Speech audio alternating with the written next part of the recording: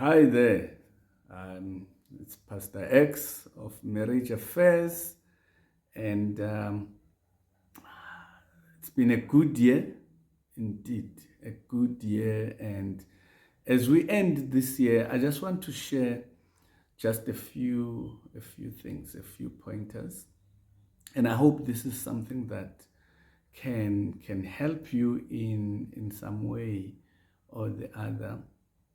I'll be brief. I want to talk about love and what love should mean and what love should do to someone who says they are in love.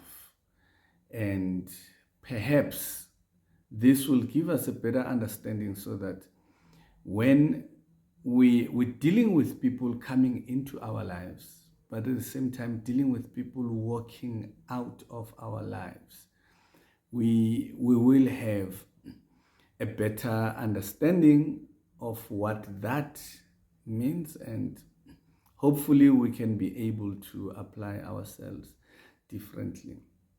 People tend to say that love is how you feel.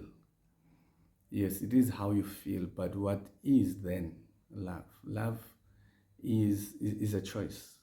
Love is a choice that you make more than it is a feeling.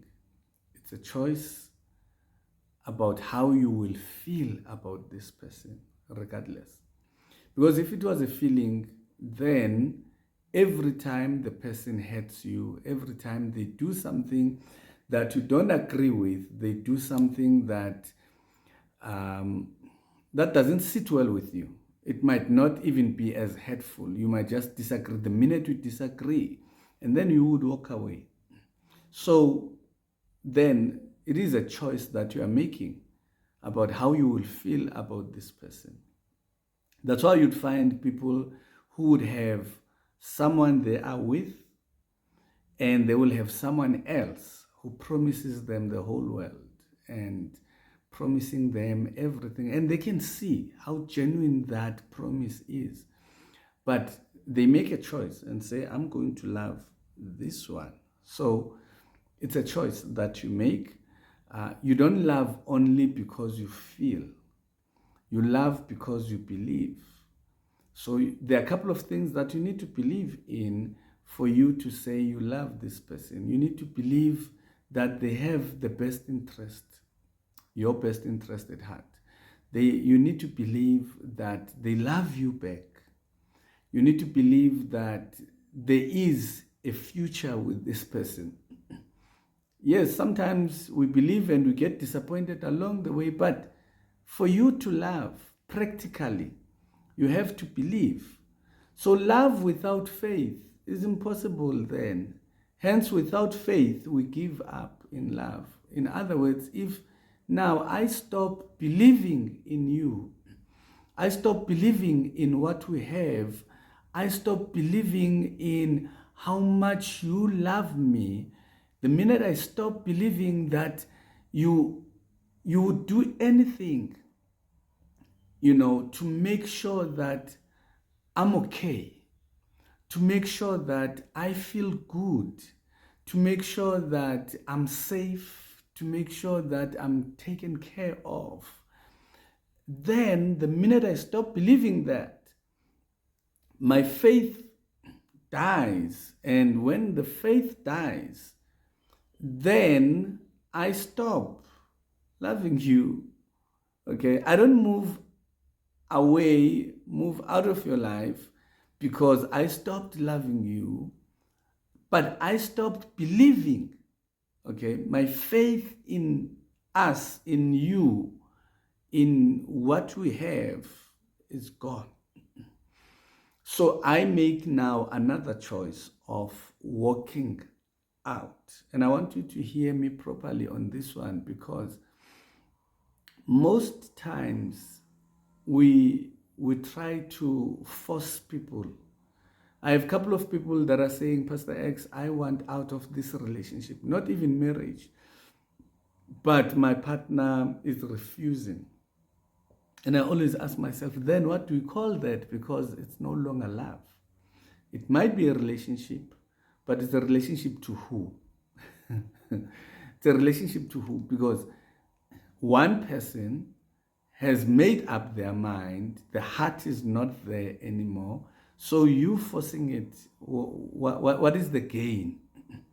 Unless you're forcing it while you are working your exit plan, your own exit plan.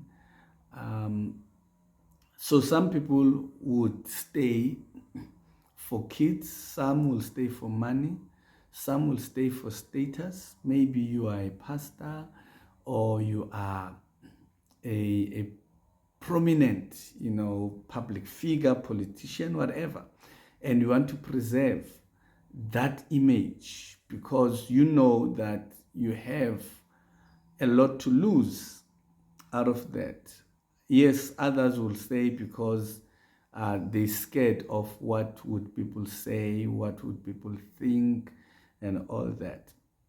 But when faith is gone, so is the heart, and you are left in love alone, or perhaps you are left in love with the mind, but the heart is not there. And as a result, because of that, obvious, the mind is what rationalizes all these things that I just mentioned now, kids, your status, and so forth. But the love, the heart, that now drives everything. It drives how I look at you. It drives how I speak to you.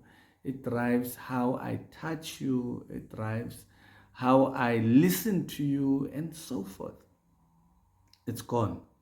So when that is gone, then we left with just the mind rationalizing, and it's just a matter of time for the mind to start finding its own coping mechanism in that, and you might not like it, and as a result people start then cheating because they feel lonely within the space and the confinements of what is meant to be warm.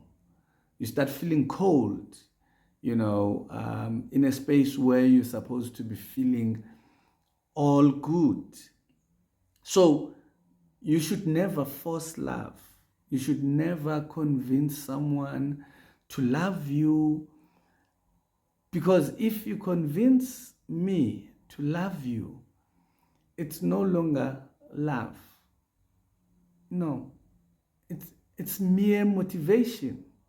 You have just given me reasons to stay, but those are your reasons, not mine.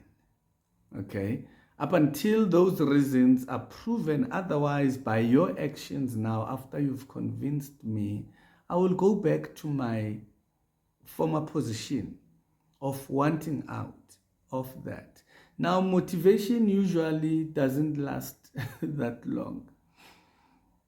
If you don't believe this, go to church. Look at how people behave. They go to church, they raise their hands, they cry. We call an altar call, they come in front, we pray for them. Some would even confess. This is on Sunday. And then Tuesday, the motivation is still there, the conscience is still ticking. By Wednesday, all that is out the window. On Friday, they are back to their old ways. They are back to their, normal ways. And there's nothing that you can do. So it doesn't last that long. Now we're saying good love is kind, love is patient. In other words, when we're saying love is kind and we're saying love is patient, we simply mean ukuthi in the midst of everything else that you will experience with this person, you will choose to still believe. So love is a choice, and it's a choice that is driven by the belief, the faith that you have in this person, the faith that you have in their potential. That is why sometimes you'll find someone in love, in a relationship or married to someone because they truly believe in this person, and you look at them and saying, what do you see in this person? What is it that you see? Because when I look at this person, when someone else looks at them, we don't see anything. But perhaps you spend a bit of time and your heart's conviction is that this person will be a better person.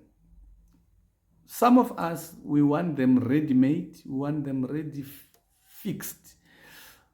That is why people would prefer to date married people, because in their heads is that this person is tamed, knows the things, can commit and so forth. But other people will just go for the worst. And it turns out beautifully after that. So if you were to look at the relationship that you are in now, or the marriage that you are in now, would you say that you believe in that marriage? You believe in that relationship? Do you believe in your partner? Because that belief system is saying, that is why sometimes, we don't understand. You find someone, as a therapist, people come and we talk. Along the way, I discover that this person has cheated perhaps more than 4 times. And I would ask, why did you stay after the first time if you are not okay with this? And they will say, no, Pastor X, I really believed that this person will change. That is love. Is it foolish? Well, love is foolish.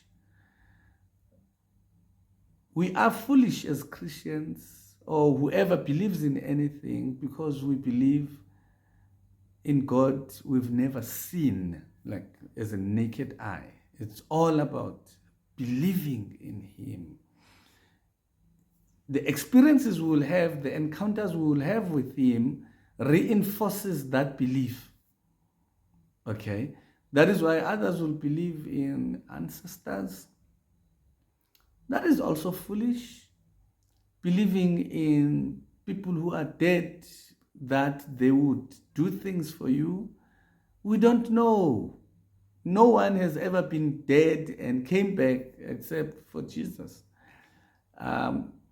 Even that is through believing. So we can then conclude and say, if you are in love, you will be foolish to a certain extent.